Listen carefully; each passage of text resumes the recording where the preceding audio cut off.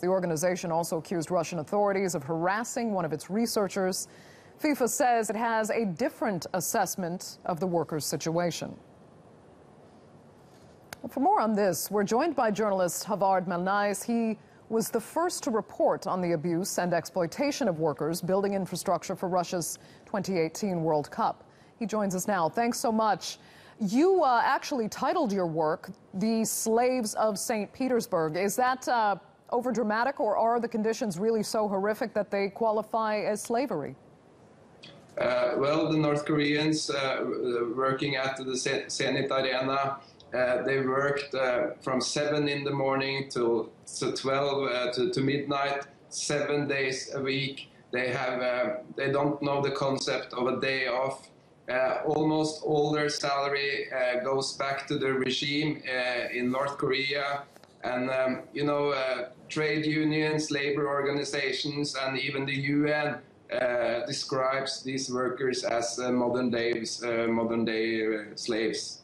So how did you go about then conducting your research for this piece? I imagine authorities wouldn't have been all that cooperative? No Russian authorities would grant me an interview or a meeting or nothing. But I would spend 2 weeks in St. Petersburg, and I came across some sources that knew about the North Koreans that worked at the Zenit Arena, and then I encountered them at the construction site a little bit north of St. Petersburg, the same workers that had been working at the St. Petersburg Zenit Arena. And, they lived under, horrible conditions in containers, shipping containers, outdated shipping containers, behind fences with barbed wire, with guards dogs. And one co-worker described these workers as robots. Now, you mentioned repeatedly North Korean workers. Were they the only ones that were exploited? Because there are also laborers from Central Asian countries and others. Go ahead. Yeah. The work at Zenit Arena has been going on for 11 years. The majority of the workforce has consisted of immigrant workers.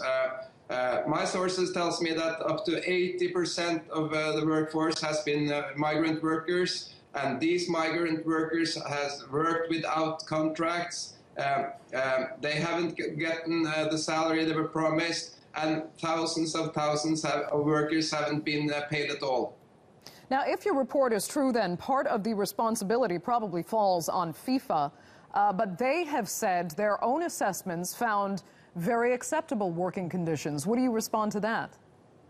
I think that FIFA again and again has shown that they have no credibility in dealing with human rights. Russia is one thing. Look at what's going on in Qatar, where several hundreds of migrant workers have died either working at the stadiums for the World Cup 2022 or at the infrastructure being built for the World Cup. One final question then. After doing all this work and exposing what you've exposed, if it is true, what do you expect to be done about it? No, you know that FIFA says they take human rights really serious, but it's really difficult to take FIFA serious on human rights. But I think the pressure will amount to that FIFA has to make progress for the human rights and make sure that for the upcoming World Championship that human rights and workers are respected.